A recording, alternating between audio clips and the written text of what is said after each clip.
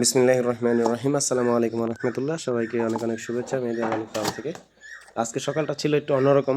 আমাদের বাসায় যারা কাজ করতেছেন দুইজন, ওনারা সকালবেলা আসার সময় কার গাছ থেকে যেন বেল পড়ছে সেটা নিয়ে আসছে, আইনা দিয়েছে, কয় ভাই এটা রাখেন, একটু শরবত বানাইন। তো বললাম ঠিক আছে ভাই দেন। তো আমি এগুলা রেডি করে খুইলা টুইলা লইলাম, লইয়া তারপরে তিনজন যেহেতু 3 মগ পানি দিলাম। আমাদের মগটা দেখছেন অবশ্য বড়, আধা কেজির মগ। তো 3 মগ পানি মানে 1.5 কেজি পানি।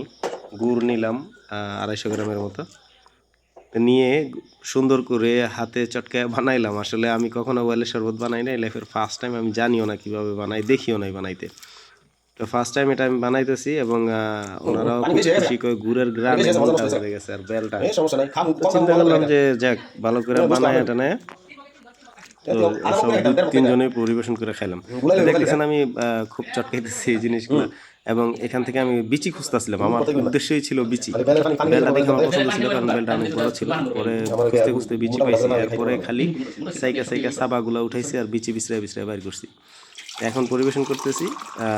একজনকে প্রথম দিছি, ওনারা বললাম আপনি আমার ভিডিও না করতে খাইলেন কেন? উনি অনেক মজা নিতেছিল। পরে বলতেছিল ভাই অনেক মজা হয়েছে, অনেক ধন্যবাদ। তারপরে আরেকজনকে দিলাম। আমরা তিনজনে মূলত 3 গ্লাস খাওয়ার পরেও এত বড় রয়েছে, তার মানে এটা বেলের জুসটা বেশি রয়েছে আর কি। আমরা তো 3 গ্লাস পানি নিয়েছিলাম, কিন্তু তারপরে অনেকখানি বেশি। এখন আমি বেলের বিচিগুলো লাগাবো। প্রায় 20টা 25টার মতো বেলের বিচি লাগাইছি। আমার এই যে বেডটা দেখতেছেন, এই বেডের মধ্যে লাগাইছি 4-5টা। আর ওইভাবে খালি জায়গার মধ্যে 20টা না জানি 18টার মতো লাগাইছি। এরপরে আরও 8-10টা আছিল, ওইগুলো ছিটায় ফালাই দিছি, মানে এইখানেই ফালাইছি আর কি।